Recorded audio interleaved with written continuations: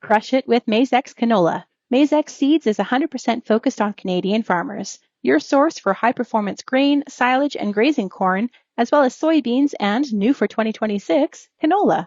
Visit Maizex.com to find your local Maizex representative.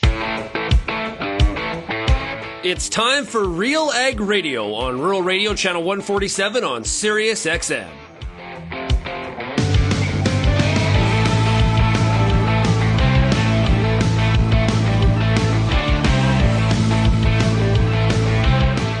RealAg Radio and RealAgriculture.com is your home for insight and analysis of the issues that are impacting your farm business. Let's get real and get connected with RealAg Radio.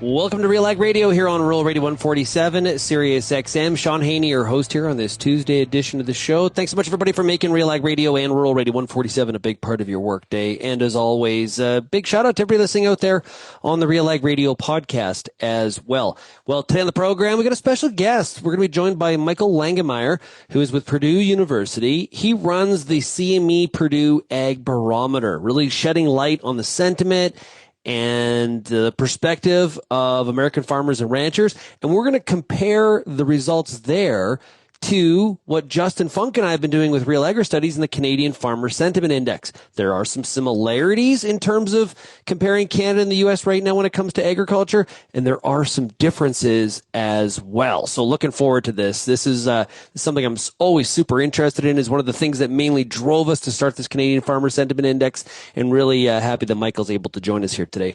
We'll also be joined by Deanna McLennan. She's with FMC. We're going to talk about some fall weed control issues as well. Now, if you have any feedback, we'd love to hear from you. Send me an email, shaney@realagriculture.com. You can also call the RealAg feedback line, 855-776-6147. I want to encourage everybody, tomorrow we've got a webinar with Cappy. We've been putting on these monthly webinars, and tomorrow, on Wednesday, 12:30 Eastern, we're going to be doing one on the return of Parliament. Okay, so all the MPs are back in town. All the GR, government relations people, are back in town. Everybody's back in Ottawa. Well, what are they going to be talking about? And what do Canadians want them to be talking about? We'll talk about issues inside of agriculture, but as well as things in the broader perspective as well. So please join us. And if you have any, you can go to realagriculture.com to figure out how to join up with that. Check it out on the Cappy website. Or if you can't find it either of those places, then just make sure you give me a shout, shaney@realagriculture.com. Okay, let's take a break. When we come back, we've got Michael Langemeier from Purdue University and Justin Funk from RealAgristudies standing by right after this. It is time for today's product spotlight. Jen Dale, product manager with Proven Canola Seed. What are the top priorities for the Proven brand when you're developing these new canola hybrids? It really comes down to three things: yield, disease resistance, and the harvestability, flexibility. What can growers dig into, look for when they're planning their seed purchases this fall, and of course planning for the spring seeding season? We have three new hybrids that we're really excited about for this 2026 season. PV662 LCM. It's a Liberty Link multi-genic clubroot, ideal for those high-pressure clubroot areas of northern Alberta. Where we move into the NTAC technology, the PV663 LCN combines the clubroot resistance with NTAC. Again, is a great fit for any of those straight-cut acres across Western Canada. And then also PV664 LCN. It's a full-season option with both clubroot and blackleg resistance. Again, with that guarantee of the NTAC that you know that it's going to stand for your harvest needs. The best place to get any of the hybrid information is provenseed.ca. Soil health is under pressure, but real solutions start below the surface. Black Earth offers a full suite of humic solutions, from high-purity granules to powder, liquid, and soluble formulations, all powered by pure Humulite. Formulated for performance, backed by consistency, trusted by growers worldwide from one of the world's rarest reserves. Grow stronger with the power of Black Earth Humulite. Learn more from Mine to Market at blackearth.com. And welcome back to RealAg Radio. Do you want to diversify your marketing plan? Try My Grain Exchange online marketplace. List your grain and connect directly with CGC licensed and verified local buyers. That's an important point. Verified local buyers. And right now, farmers pay no seller fees on sales before October 31st. Go to mygrainexchange.com where there's more buyers, more bids, more ways to sell your grain. mygrainexchange.com. Well, here at Real Agriculture with Justin Funk, we do the RealAgristudies Canadian Farmer Sentiment Index, and we try to dive into what those numbers look like, how we interpret them, what you're saying on the farm or ranch. Well, comparatively speaking, there's also the CME Purdue Ag Barometer. And I want to play for you a conversation from the latest Real Agristudies Insights Panel podcast. We had our first guest. We talked to Michael Langemeier from Purdue University, who manages and runs the Purdue Ag Barometer. Here's that discussion. We do these Canadian Farmer Sentiment Index surveys, and we really appreciate all the farmers and ranchers that step up and answer the questions. It sheds so much light on what's going through the minds of farmers in that at that given time. And one of my favorite things to do is look at what's going on with the CME Purdue Ag Barometer and comparing and talking about that. And I love to do that with audiences in some of my keynote presentations I do on both sides of the border. And today, Justin, we are joined by Michael Langemeier. He is the director at the Center for Commercial Agriculture and also a professor at the Department of Agricultural Economics, of course, at Purdue University. Michael, how are we doing? Pretty good. Glad to be here. Yeah, awesome stuff. So, Justin, let's walk through some of the numbers here at a high level, and then we can really talk about what's at work and at play here. Sounds good, Shaun. So for some of you, this may be your first time experiencing our Canadian Farmer Sentiment Index. So I want to take a moment and explain how we get to the results that you're about to see. So the Canadian Farmer Sentiment Index is built on the same model as the Purdue CME Ag Economy Barometer. So we ask the same questions the same way to very similar types of people. One of the big differences is we do ours quarterly, where, Michael, you do yours every month. Isn't that correct? Yes. Yeah. So we look at our results every 3 months as opposed to every month. But the idea is to measure how these results change over periods of time and also given the changes that are happening in the market environment around us. So what I'm demonstrating here is this line that we call a neutral line of 100. And anything that falls above this line is what we would consider to be positive sentiment, and anything below the 100 line would be negative sentiment. So in looking at the questions that we're going to dive into today, the first one is looking at current farm financial performance. So do you feel that your farm today is better off or worse off or about the same as it was 12 months ago? And when you look at the numbers that we have been tracking really since September of 2022, we're just showing the numbers going back a year to July of 24 to now July of 25. You can see with the blue numbers are the Canadian index and the green numbers are the American index. Going back to a year ago, we saw that the Canadian index had a much higher number at around 84 than the U.S. index at 63. But then as we move forward and we go to the new year around January, that was the last time we saw the Canadian numbers higher than the American numbers. And things sort of flipped when we got to April of 25, where now the American numbers are shown in the 80s and the Canadian numbers are down in the 60s. So you think you're going to notice as we move forward here a little bit of a flipping of the script, so to speak.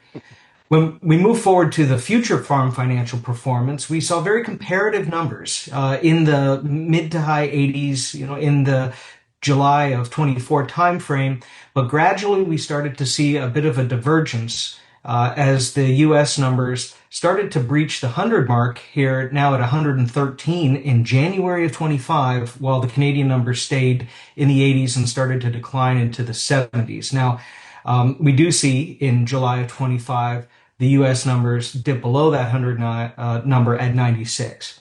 And in Michael, in August, that number went even further lower, right? It went from like 96, didn't it like dip to like even 92 or something like that, or?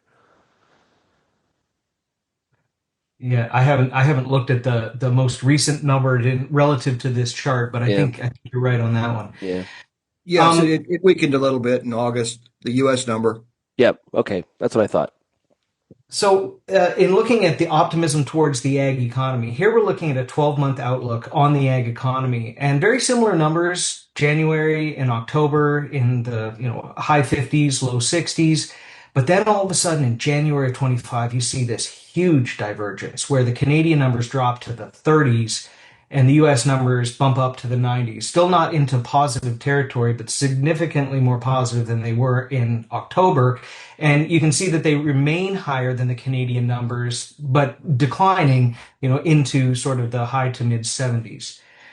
Now, moving into the future of the ag industry, here we're looking at widespread good times or widespread bad times, more in a longer term outlook here. And here's where you really see a big difference. One thing to note, Michael, and I'm not sure if you've noticed it at all, but the Canadian numbers have always been negative. We have very little positivity here, but it's dramatically pronounced when you get into January of 25, when the U.S. numbers skyrocket up to in the 120s, while the Canadian numbers continue to decline into the 70s and the 60s, and now resting at 62. So that's pretty negative sentiment right there. The only question where we see very similar results all the way through, yet very negative results, I will add, is when we look at the confidence in making the farm investments, the willingness to make those farm investments. You'll see that in our latest intake from July of 25, we're at 55 and the U.S. index is at 53. So within a margin of error, that's pretty much identical. So, this is a look at where we're at right now. And the comparative results that we have seen over this 1 year time frame. And, we're really interested to get your perspectives on what you see here. We talk about this all the time in Canada, but we've never really had an opportunity to engage with you to discuss, why these differences exist and, what are some of the factors that may be causing some of these trends. Yeah, and Michael, what's at work here in the U.S. as you look at the U.S. numbers? What's your observations? There's two things that I think that are going on that are very important to note. First of all, the Ag Economy Barometer and most of these indices that go into the barometer increased rather dramatically after our election in November of 2024. And that happened when Trump was elected also in 2016. And so optimism went up after that election, and we asked quite a few questions related to why. Why was there so much optimism, after he was elected versus before? Before people were quite pessimistic in September and October of 24, and then the index increased rather dramatically in November, and it stayed elevated. And we point to several different things. First of all, our farmers are always concerned about regulations, and they think regulations are going to be, slightly less onerous, if you will, under the Trump administration. So that's very important. But they also think that the long run policy environment's going to be more positive. They did receive some supplemental payments, the agriculture producers in the United States in December. And so they did receive those. They may or may not have received those if their election turned out differently. In the one big beautiful bill that passed this summer, the farm safety net was strengthened. And so some of their thinking related to a better policy environment is actually coming to fruition. But that's really one of the things that's really impacted sentiment is this idea that we're going to have a better policy environment. And I want to talk briefly about tariffs and trade. When it comes to trade, this is all part of my policy discussion here. When it comes to trade, producers realize that that our current trade negotiations and tariffs are going to be negative for 25 net farm income. When we ask that question, a lot more people think it's going to have a negative impact on their net farm income in 25 versus a positive impact. However, when you ask the question, do you think the trade negotiations that are going on are in the long run going to strengthen or weaken U.S. agriculture? They overwhelmingly say strengthen. And so again, I focus on that long-term policy environment. They're more optimistic regarding that. The other thing that's going on, and I'm curious to see how this might be impacting your index, is one of the big groups that we survey is livestock producers. We got to keep in mind that, when you look at crop producers, our net returns for 24 and 25 and projections for 26 are not good. It's going to be a very rough period for crop producers, regardless of the crop that you look at. But for livestock producers, particularly beef producers, they haven't had better times in years.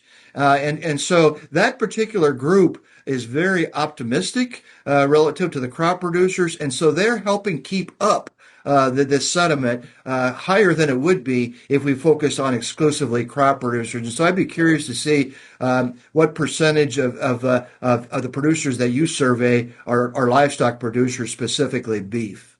I don't have that number off the top of my head, but it's the same. It's the same impact and sentiment you're talking about. You talk to a rancher right now, and boy, they've never seen times like this. One, they've never seen prices. Margins are definitely in their favor, and it's kind of a generational moment. I don't know how else to really kind of describe that, but the cropping sector is immensely concerned.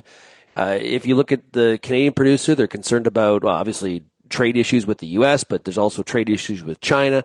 And that's impacting their ability to export. Canada being, much even more so reliant on exports than the U.S. farmer is, for sure.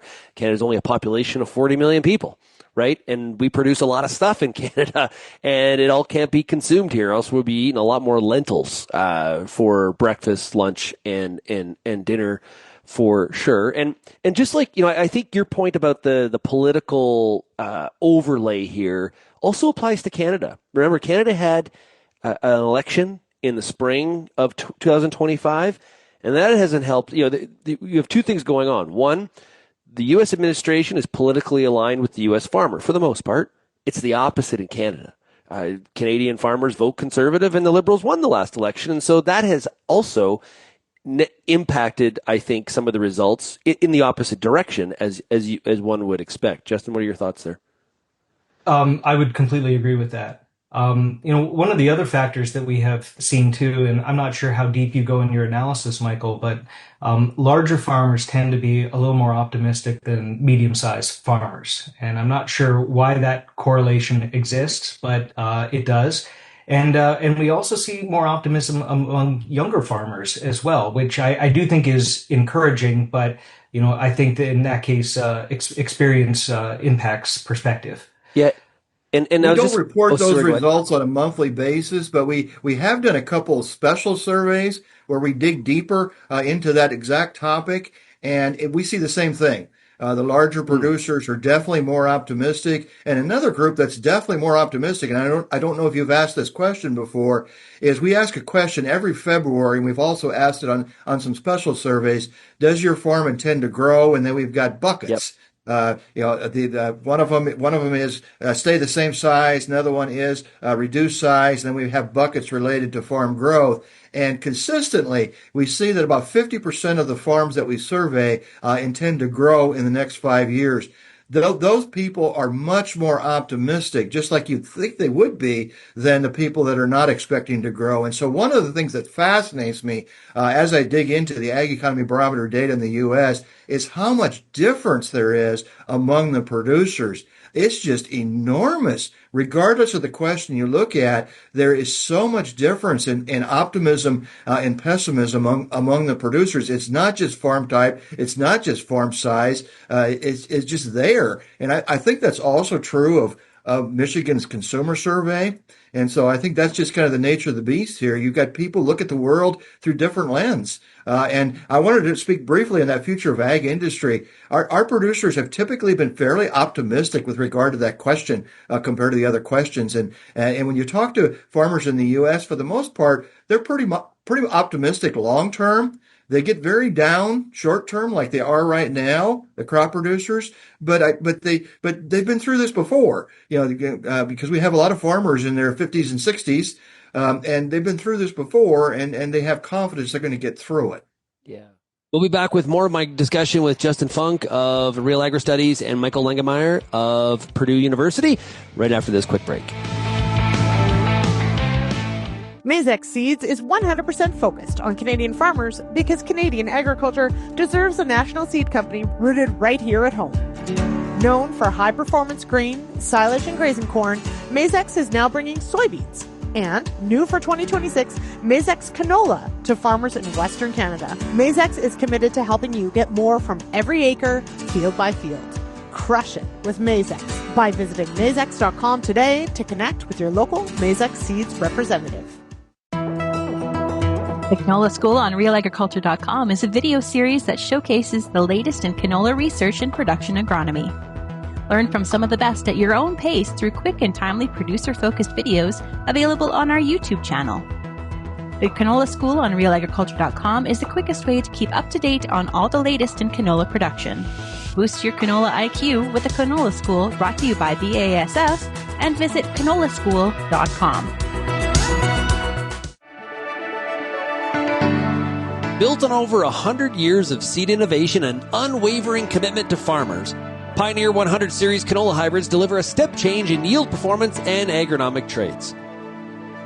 This isn't just better canola, it's different canola. Pioneer 100 Series. Contact your local Pioneer sales representative or visit pioneer.com/100 series to learn more today.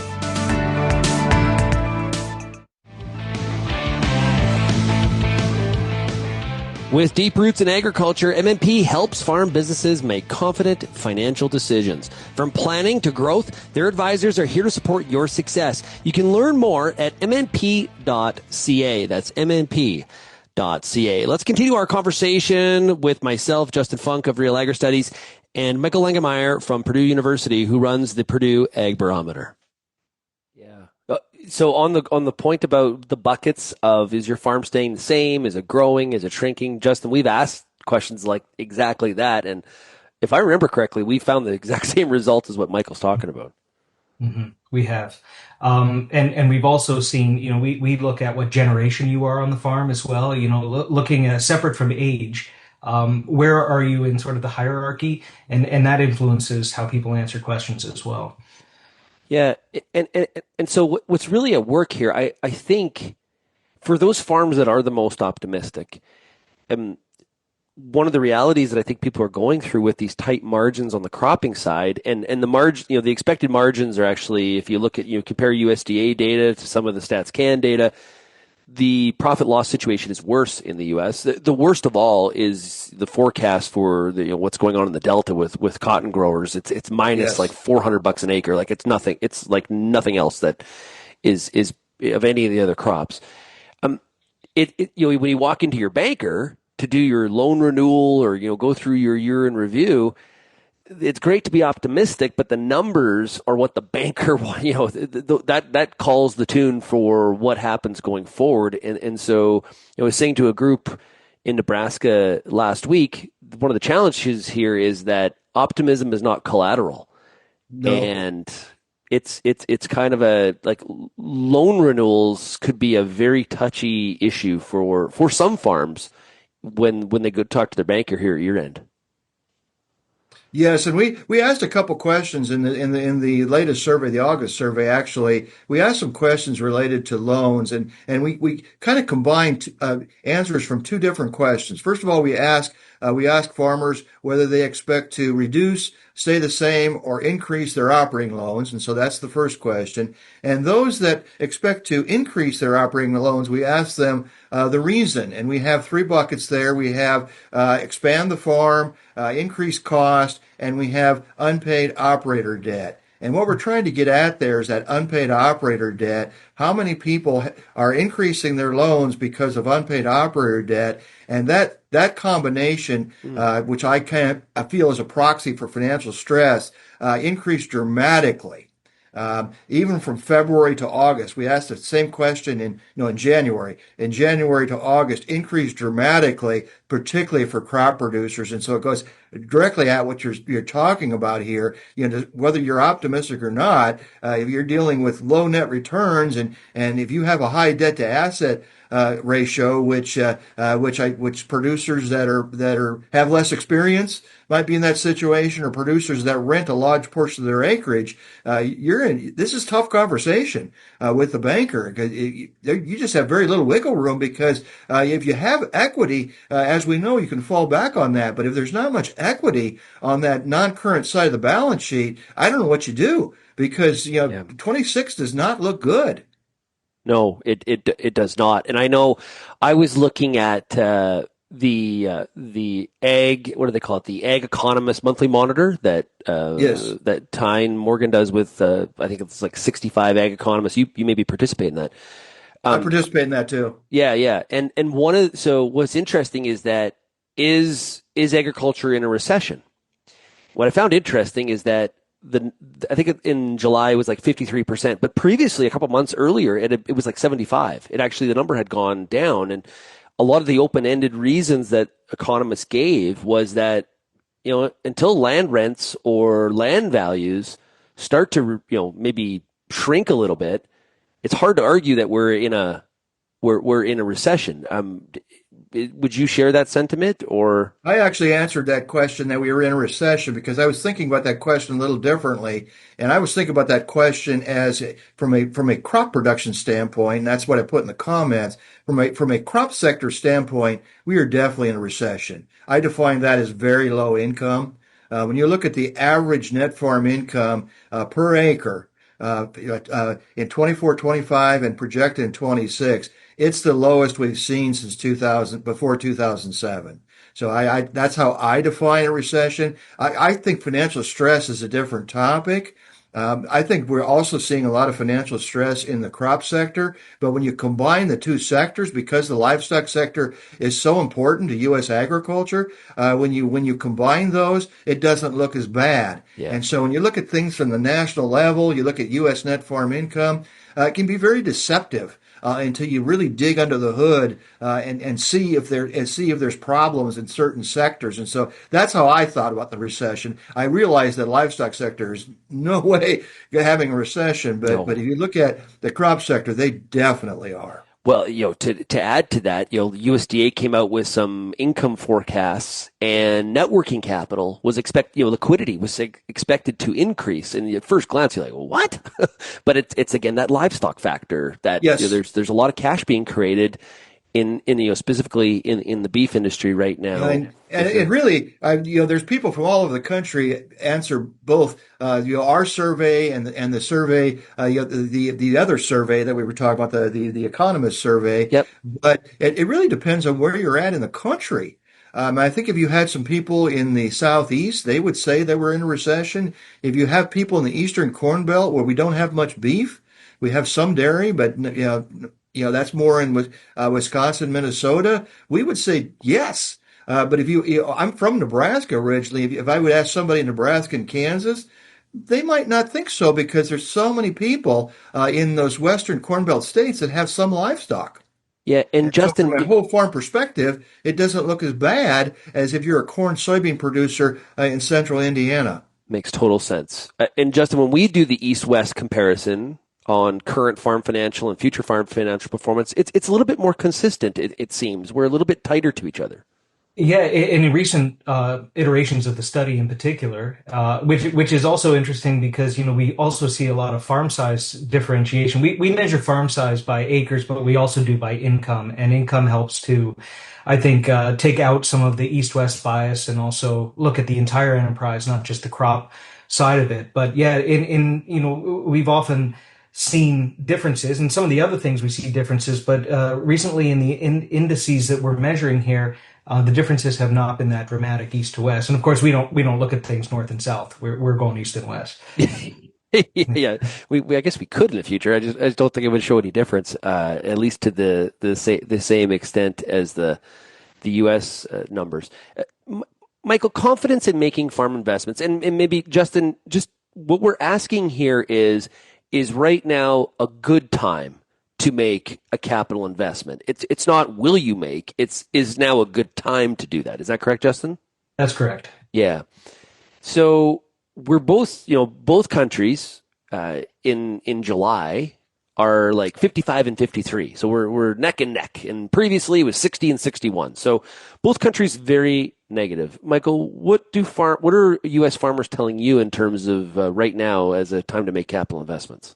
This, if my memory serves me right, I'm not sure this has ever been over 100 since we started. If it was just for a few months. Okay, so they're usually negative when it comes to this, but there's degrees of negativity. And one of the things that happened that's really still surprises me is this one also bumped up after November 24. And to me, that doesn't make any sense because particularly from a crop producer standpoint, is there a worse time to be buying stuff as now? I don't think in the last 10 years of this survey, there might be 2015, some period during 2015 when we first started the survey. But this is a pretty bad time to be buying machinery. And this index is actually up from about mid 30s to mid 50s. Part of that's livestock, but not all of it. Recently we did a separate paper, and I'm going to publish that in FarmDoc here in a couple weeks, hopefully. But we did a separate paper looking at sediment for livestock and crops separately. They both had a low index. I thought, well, that's going to explain part of that increase is, livestock producers are buying machinery. That's not the case. And so I kind of scratch my head over this question, exactly what people are thinking about when they're answering the question. And it also, to make this even more complicated, it's not clear to me whether they're thinking short term or long term. Even though the question kind of reads short term, how much of this optimism with regard to long run policy is impacting this question? I don't know. I think it probably has to impact it somewhat, because machinery is a long term investment. Even though we think about machinery, we're thinking about machinery purchases in terms of a cash flow standpoint. They may be thinking both short term and long term when they're thinking about this. So this question here is always a puzzler. Yeah, Justin, what are your thoughts? Yeah, I have a question for you. Actually, two questions. One, do you ever do cross-question analysis where you look at how somebody answers the farm financial question relative to how they answer the willingness to make farm investments question? No, we don't. We haven't not dug into that. Probably should. Yeah, we do that just out of interest, and it is what you think it would be. Those that are suggesting they're in a better financial position seem to have a higher degree of willingness to make farm investments. The other question that I had for you was this, and this is more, I think, just anecdotal than anything, but do you ever get criticism on the question, like the farm investments, where you just give people two answer categories and not a middle ground? Because this is something that we will often see in our open-ended comments. It's not frequent, but, people will say, I might have answered the question differently if there was a neutral answer. And we try to address that when we do our dissemination of the results by saying some of these things we want to test the extreme. Like it's very black and white. It's either you're in or you're out kind of thing without giving the neutral ground because, as well as I do, you give somebody a neutral option and often they'll take it just to make it easy. I'm curious your thoughts on that. That would be an interesting point. I wonder if the answer would be different if you used a Likert scale, maybe 1 to 5 or something like that. My guess it might be. Yeah. You might get because good and bad are extreme. And if you had more choice there, it was some more choices in the middle that might change the way they answer that question. So that's a good point. I really haven't given that as much thought as I probably should. Well, for what it's worth, I'm less inclined to do it because I know that when you do give people a neutral answer, you'll get very neutral responses or results, and then you don't really learn anything that way. So I prefer the black and white. I think it's different with the farm financial questions because I think it's fair that you can be better off, worse off, or about the same. But when you're predicting the future on what you think is going to happen, I think that forcing people one way or the other is a wise way to do it. Well, you're probably right. And probably on some of these questions, if you give them a middle ground, they're going to pick the middle ground. Exactly. Yeah. It's sort of like when the airline sends you, how do we do? Yeah, neutral. Neutral. What's interesting on the making farm investments is, although if you look at just focus on equipment as a component of that, although both countries, farmers in both countries are saying the same thing, it's not a really great time. We're at 55 and 53. The reality is the Canadian farmer has continue to buy new farm machinery. If you look at those AEM numbers as an example, right? I think we're actually a little bit higher than at the end of August compared to a year ago. Well, the U.S. numbers like combines and four-wheel drive tractors are like minus 35, minus 40% relative to last year, which was down from the year prior in terms of sales. So it seems like the at least on new machinery, the U.S. farmer has followed through on bad time to make a purchase, I'm not doing it. Where the Canadian farmer has been not a good time to purchase, but I'm going to need to upgrade my fleet or for whatever reasons. That's where there is a little bit of a separation. Yeah, and I wonder if there might be some differences in between the two countries in terms of whether they typically buy new or used machinery. One of the questions we added about a year ago is, do you typically buy new or used machinery? And 2/3 of our respondents, month after month, is about the same, buy used machinery. Yeah, and so a chunk of our people, even we try to survey full-time farms. A chunk of our people typically buy used machinery. Well, that's just a completely different market than the new market. Even if the new market is struggling, sometimes the used market isn't struggling as bad. Yeah. Really want to thank Michael Langemeier for joining us here today on the show to provide the perspective on that CME Purdue Ag Barometer. Really a fun cross comparison between Canada and the U.S. And there are similarities, of course, from a farm profitability standpoint and the concern around farm profitability, but there also are some differences. And those differences really lie in that sentiment part of the equation. On the number side, there's pretty equal concern. It's the sentiment and some of those sorts of things that are driving the differences. So would love your feedback on this. You can send me an email, shaney@realagriculture.com. When we come back, we've got Deanna from FMC right after this. At Proven Seed, we know that farming in Western Canada doesn't just teach us, it shapes us. Here we face challenges with resilience, innovation, and grit born from decades of experience. We battle the conditions again and again, because growing crops here isn't just what we do, it's who we are. We're raised to adapt just like you, with varieties grown specifically for your local conditions. Visit provenseed.ca/raised to adapt to hear our story. Whether you're running a farm operation, in a career within an organization, starting your own business, looking for your dream job, operating a company in ag or food, or want to hone your overall life skills, this conference is for you. Celebrating over 10 years of bringing women in ag and food together, join the Advancing Women Conference in Niagara Falls on November 23rd, 24th, and 25th. Visit advancingwomenconference.ca for more information and to register.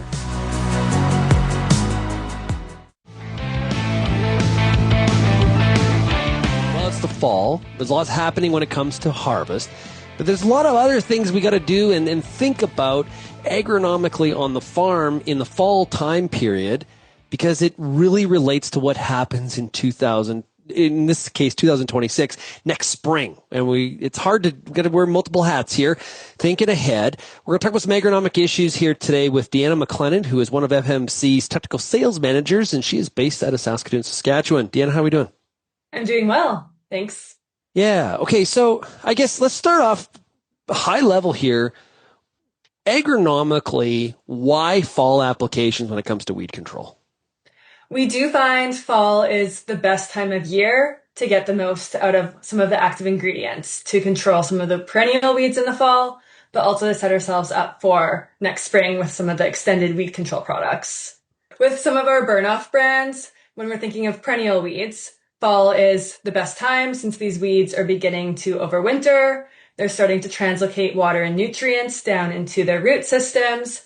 So when we apply a herbicide that has systemic activity, we can take advantage of this movement, and that herbicide will move down into the root systems to deliver the best control possible.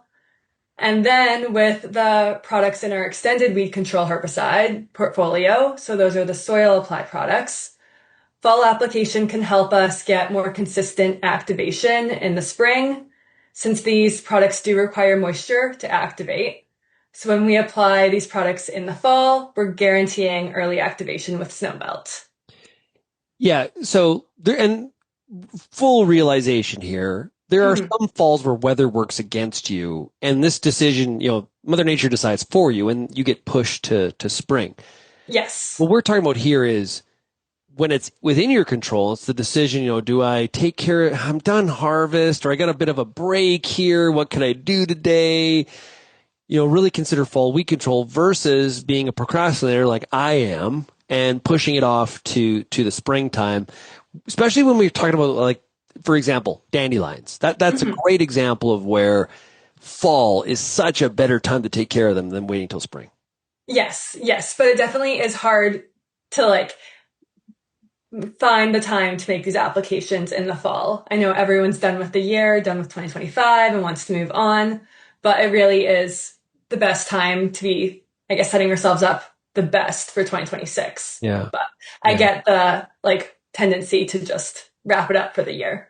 Oh, I have that tendency. I would have to break it. Okay.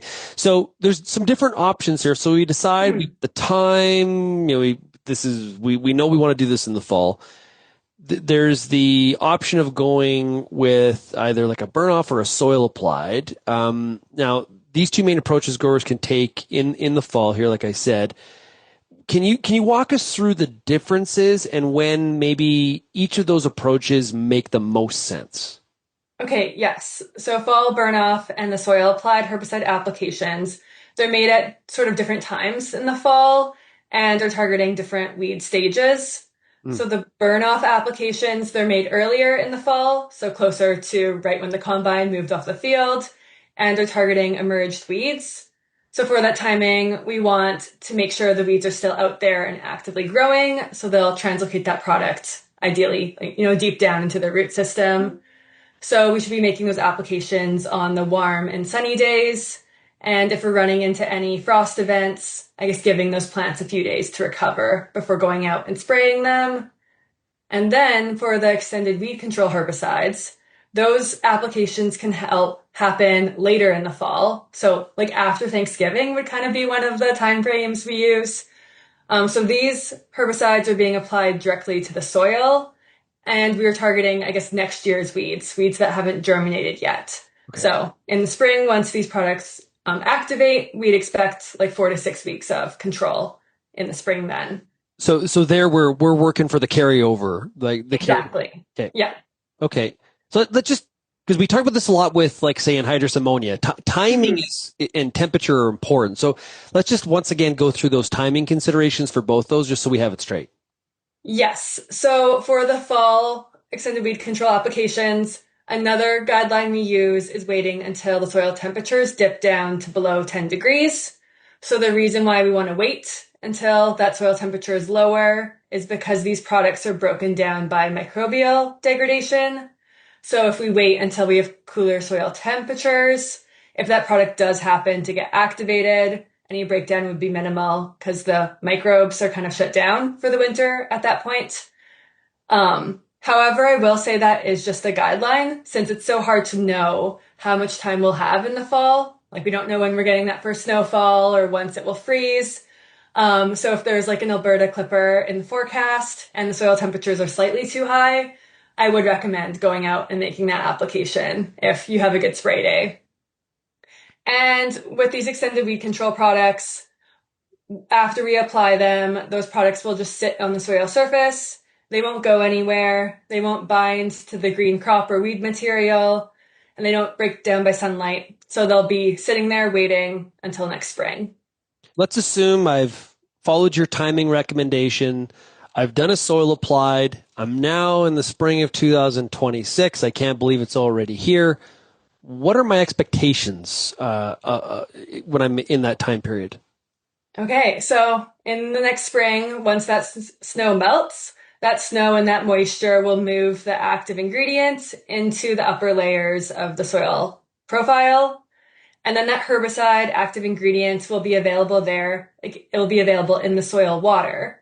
So any weeds that germinate in that layer or just slightly above that layer would take the product up through their root systems, and then those weeds would be affected. One thing to note is some weeds do germinate from very deep in the soil, like thinking of wild oats, they can germinate from super deep. So if a wild oat were to germinate below that layer, it wouldn't be taking up the product through the root system, so it could just grow through it. So one recommendation would be I guess with no-till systems, we do see the weed seeds closer to the soil surface. They don't get as buried, so that can help with the product performance. And since these soil actives are held in the soil water, we do need to get some subsequent moisture events for them to be available. So we do need the odd rain to help and recharge to carry these active ingredients in the water. Oh, so we need Mother Nature to cooperate in the fall. We do need and rain. We need Mother Nature to cooperate in the spring. Yes, we do. Okay. So let's talk about key factors to remember here. Are there any tips or suggestions, parameters growers should be aware of when they're using soil applied products? Okay, so we wanted to cover here how the FMC herbicides are affected by the soil texture, organic matter, and pH in our different soil types. So the active ingredients in our Authority brand herbicides and Focus, in the soil, they bind to the organic matter and clay particles. So if we've got a lighter texture soil with lower organic matter, that soil will have fewer binding sites for these actives, whereas like a heavier textured clay soil would have more binding sites.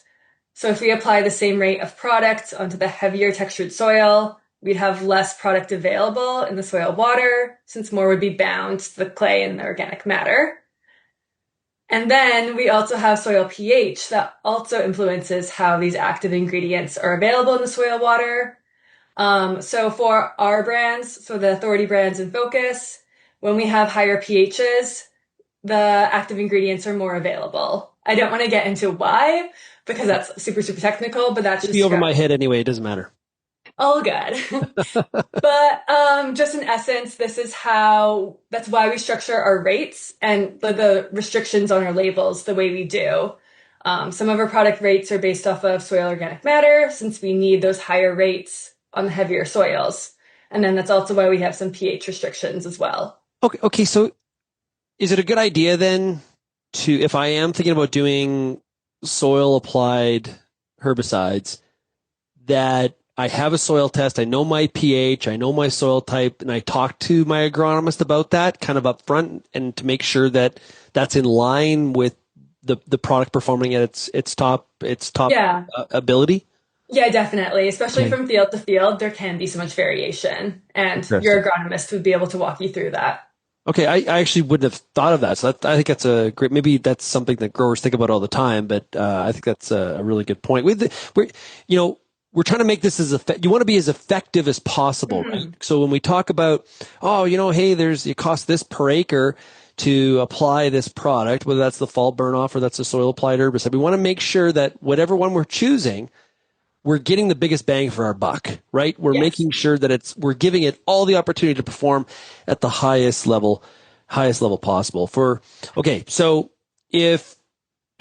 The audience is across a wide spectrum here. So for those who may be thinking about fall applications for the first time, what advice would you give to them in addition here to really make sure that they're getting that maximum result?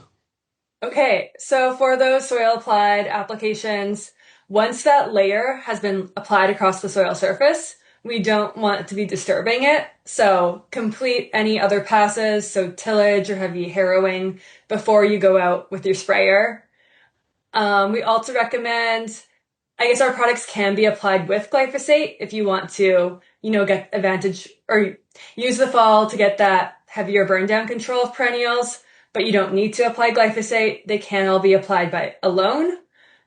Again, get that soil test and double check that you're applying the correct rate for your soil characteristics or next year's crop.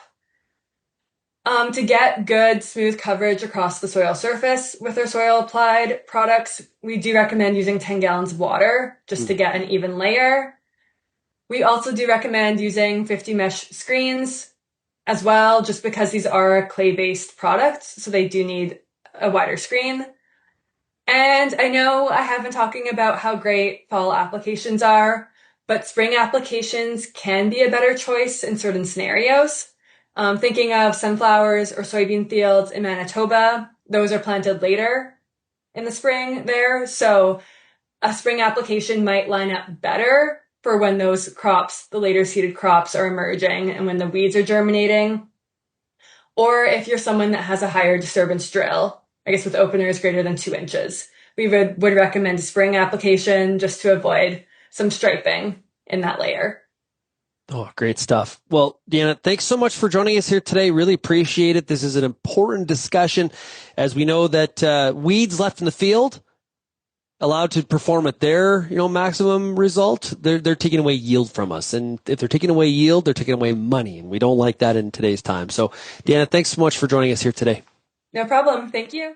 Don't miss the Prairie Oak Growers AGM. It's happening Wednesday, December 3rd in Saskatoon. It's a full day of expert speakers, research, and insights, capped off with a keynote speaker, Simon Keith. And there's also evening entertainment by YouTube sensation, the Peterson Brothers. That'd be awesome. Passes start at $40. You can register today at poga.ca. That's poga.ca. We're back with more of RealAg Radio right after this. Protect your anhydrous ammonia application earlier than normal this fall. Defend against potential losses and protect your bottom line with new Centuro A-Pro Nitrogen Stabilizer. Patented active ingredient pronitridine offers agronomically effective protection where it matters most, below ground. The new concentrated formulation lowers application rates. Start early with Centuro A-Pro as part of your nitrogen management plan. Contact your local retailer or visit centuro.ca for more information today. It's summertime, and you've got a lot of important decisions to make when it comes to your corn crop. Let the Corn School on RealAgriculture.com help guide you through those big decisions with input from leading experts in the field. If it's spray timing, disease identification, or any other field issue, the Corn School's got you covered. The Corn School on RealAgriculture.com. Brought to you by BASF and Pride Seeds.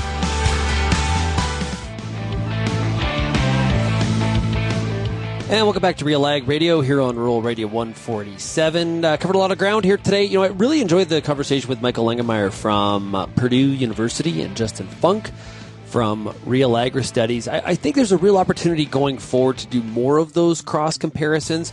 And it's interesting, in some of the speeches and things like that that I get an opportunity to do in Canada and the U.S. It's really fascinating to look at, where farmers, they on both sides of the border are equally concerned about their financial situation. And this, of course, now beef is outside of that. And beef in some ways kind of skews the aggregate number because things are pretty good in the beef sector right now. They do have concerns, but things are obviously a lot more profitable for sure. In the cropping sector, we have a lot of concern, really across the board. What's interesting in the U.S., though, as we chatted about with Michael, is the fact that there are different ranges of despair from a farm profitability standpoint in the U.S., where you get to the South in that rice and that cotton belt, things are much worse than we're seeing anywhere from a corn, soybean, or wheat perspective.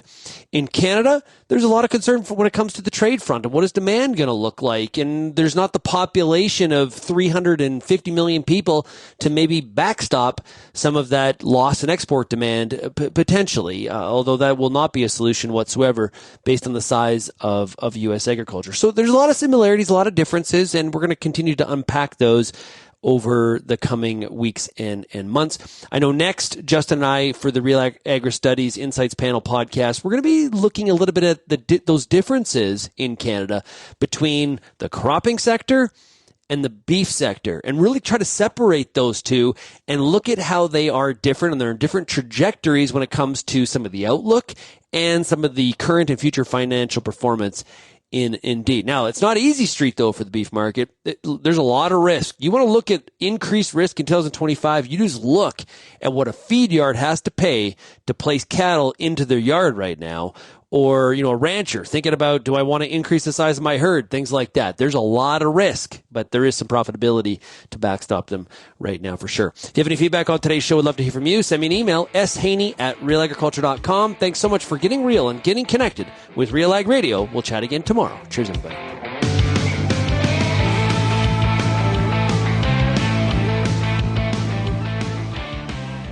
Welcome to the bonus here on RealAg Radio. Appreciate you downloading the RealAg Radio podcast. Let's get to some of the top ag news stories of the day. Lots going on. And, it's only Tuesday, and there's a few things that I'm expecting to come out that haven't even come out yet today. We're going to have lots to discuss when we get to the back end of the week for the Real Ag Issues panel on Friday's show.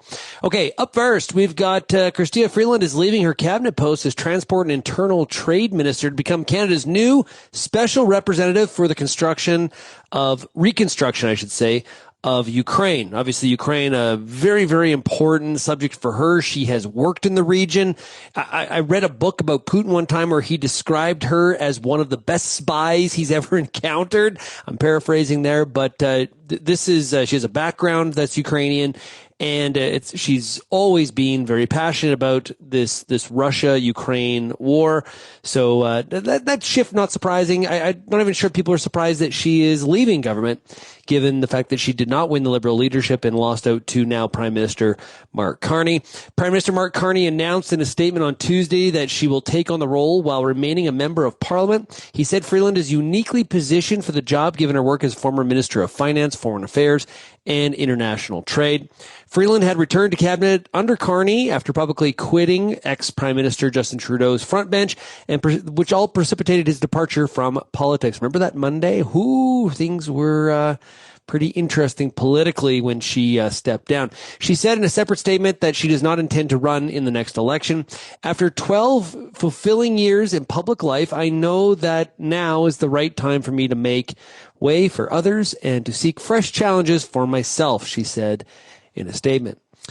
Canada's inflation rate rose 1.9% in August, increasing by less than economists had forecasted and solidifying expectations of an interest rate cut on Wednesday. Statistics Canada reported on Tuesday that the annual inflation rate rose by 1.7% in July. The acceleration in headline inflation was driven by smaller annual decrease in gasoline prices in August relative to July. The Bank of Canada will have a very close eye on Tuesday's Consumer Price Index report as it gears up for its interest rate announcement on Wednesday. Economists widely expect the central bank will resume cutting interest rates as U.S. tariffs slow economic growth.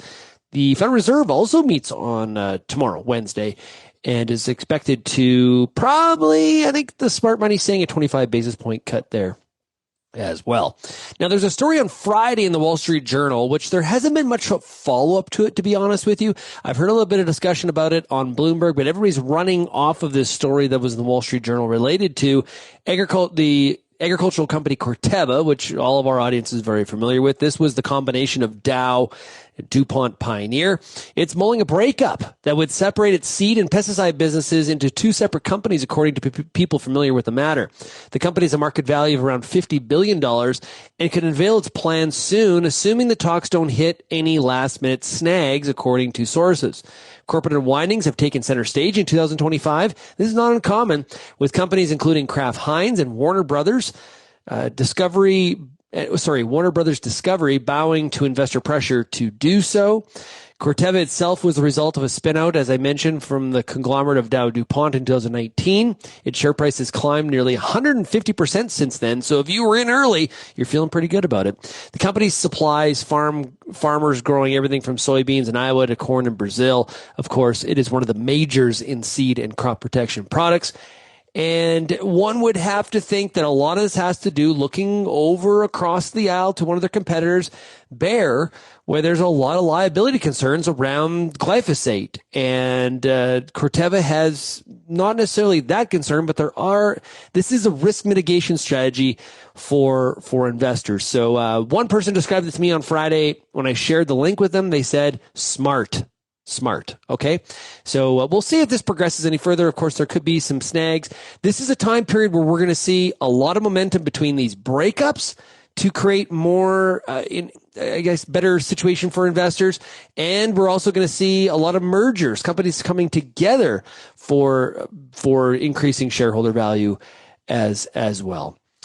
The Association of Equipment Manufacturers has released its update on new tractor sales for August of 2025. The results show a continued trend of Canadian sales in 25 holding steady at 24 volumes, while in the United States, sales are significantly weaker relative to the previous year. So as seen in the numbers provided by AAM, as of the end of August, Canadian sales of two-wheel drive tractors are up 1.5%, four-wheel drive tractors are down 0.8%, and combines are up 2.3% year to date. In the U.S., though, the weakness in new equipment sales is very stark in comparison. As of the end of August, new equipment sales year to date of two-wheel drive tractors is down 9%. Four-wheel drives are down 39.9%. And get ready for it, combines are down 42.1% year to date. And of course, you've heard me talk about this on the show before. Going into the 25 growing season, farmers in both Canada and the U.S. said they intended to reduce spending on equipment due to weak forecasted margins. On new equipment, farmers in Canada haven't followed through like American farmers, according to those numbers from AAM. Of course, the used market, I have a lack of an understanding of that, but we're just talking new here from AAM. Industry Minister Mélanie Joly says that promises made by Anglo American as part of its attempt to buy tech resources don't go far enough. And back again to these mergers and acquisitions. We're going to see a lot of these. So this is in the mining sector. London-based Anglo has made a slew of commitments to win approval from Ottawa for the $20 billion deal, including moving its global headquarters to Canada and changing its name to Anglo Tech. The deal can't proceed unless Ms. Joly deems it as a net economic benefit to Canada and determines that there are no national security concerns. There's a quote here from the minister. We need to have further conversations with the companies. And she also made mention that she's going to be meeting with both CEOs of Anglo and Tech in the next week. Of course, Tech has a major presence close to me here in the Kootenay Valley, in the Sparwood area. Trump and Xi to talk on Friday on this TikTok deal, and Besant talks possible trade deal as well. So the TikTok framework is in place as Besant and Lee signal breakthrough and divestment deadline may shift. So Treasury Secretary Scott Besant said a framework agreement has been reached with Chinese officials to allow TikTok to continue operating in the United States, with final terms expected to be settled when President Donald Trump speaks with Chinese President Xi Jinping on Friday. So if those two are talking, pretty much sure that this deal is finalized and the youth of the world can rejoice. TikTok saved. Besant declined to provide specifics ahead of the leader's call, saying they're interested in Chinese characteristics of the app, which they think are soft power. We don't care about Chinese characteristics. We care about national security. And finally, on the topic of farm assistance, USDA Secretary Brooke Rollins told state agricultural officials that the administration is consulting Congress on possible economic aid for farmers this fall, citing inflation, high yields, and stalled China trade talks as pressure on farm incomes. She said USDA is also reviewing the fertilizer markets to ensure fair pricing. It was also stated last week, I believe, that the tariff revenue cannot be used for farm payments. Put it in the simplest terms, so there is that as well. This is a bit of a change in tone from Secretary Rollins, where previously she was talking about how the golden age of agriculture was right around the corner for the American farmer. So a bit of a change there of pace and words and the way that she is stating that. Senate Ag Chair John Bozeman said in a video message to the NASDA attendees that lawmakers are working to update critical agriculture policy for struggling farmers that could include a farmer aid package, much like during Trump's first term. Those are those MFP payments, market facilitation payments. But for now, all eyes are on the administration's ability to prove it can progress in the major UK fuel market. We're encouraging the administration to look at the tools it has available right now to help address these challenges in rural America. That includes expanding markets, according to Bozeman. If you have any feedback on any of the news you heard today, or maybe there's a story that's like, how did you not cover this, dummy? You can send me an email, shaney@realagriculture.com. Make sure you tune in tomorrow. We've got that Cappy webinar. Hey, here's a bit of it. We've got David Coletto, CEO of Abacus Data, joining us for this webinar, which is the webinar all about the return to Parliament. This is pretty cool. He's going to talk about what he's seeing in his survey data, where he's, surveys Canadians, and what did Canadians say about the return of Parliament? What are some of the issues that they want politicians in Ottawa working on, or maybe not working on? As well, tomorrow on the show, we're going to be talking with Canada Beef. We've also got Chip Flory from AgriTalk talking about the markets and a whole lot more. Thanks, everybody, for getting real and getting connected with RealAg Radio, and thanks again for downloading the podcast.